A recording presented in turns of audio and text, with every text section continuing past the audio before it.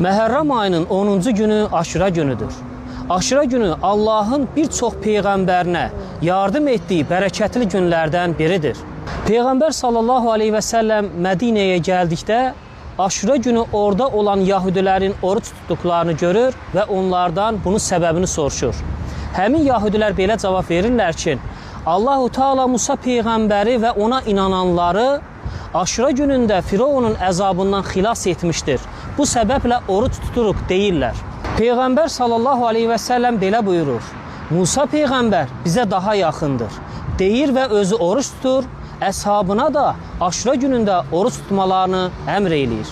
Peyğəmbər sallallahu aleyhi və səlləm başqa bir hədis şərifində belə buyurur ki, Aşura günü tutulan orucun keçən ilin kiçik günahlarına kəffarə olacağını Allahdan ümid edirəm.